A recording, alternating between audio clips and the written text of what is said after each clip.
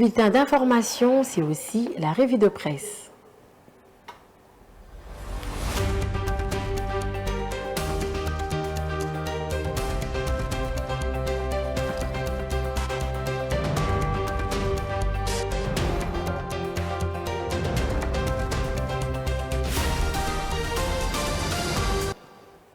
Cette revue de presse nous sera présentée par Diane Bonga. Bonjour Diane.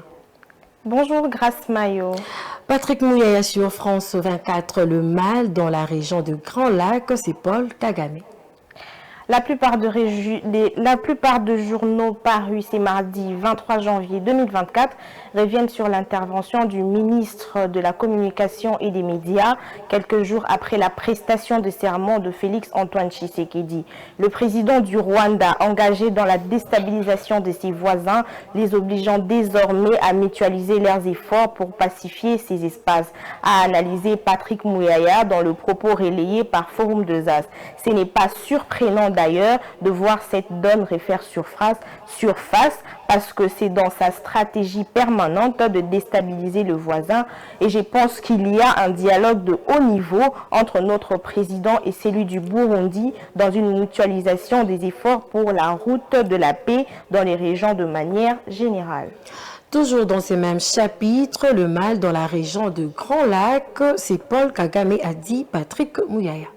De son côté, l'agence congolaise de presse note que la RDC, en ce qui la concerne, compte essentiellement sur la montée en puissance de son armée nationale engagée dans un processus de modernisation financé par une dotation budgétaire d'1 milliard de dollars américains dans le cadre d'une loi programmation votée par le Parlement pour lutter contre le groupe armé soutenu par le Rwanda du président Kagame, ajoute l'ACP, une force régionale des États d'Afrique australe commandée par un général sud-africain et déployée depuis le 15 décembre avec des troupes et du matériel dans l'Est où les terroristes du M23 sèment mort et désolation à côté de troupes rwandaises.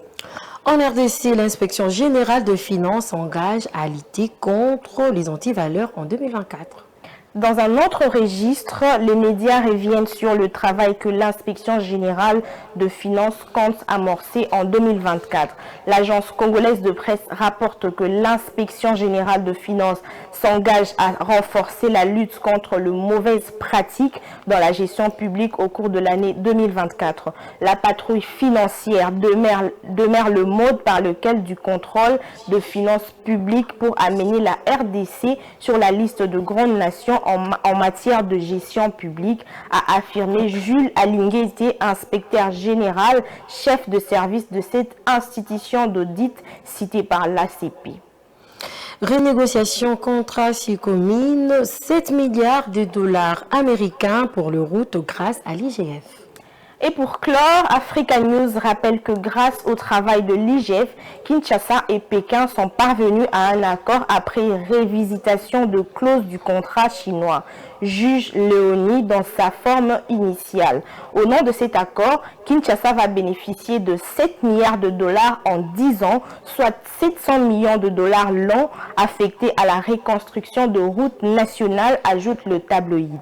Un premier décaissement évalué à 300 millions de dollars sera effectué ce mois de janvier 2024, alors que le second, à hauteur de 400 millions, interviendra 3 mois plus tard, conclut Africa News. C'est la fin de la lecture de nos journaux. Merci Diane Monga pour la lecture de ces journaux. Voilà, c'est la fin de ces bulletins d'information. Merci de l'avoir suivi. Bonne suite de programme chez vous.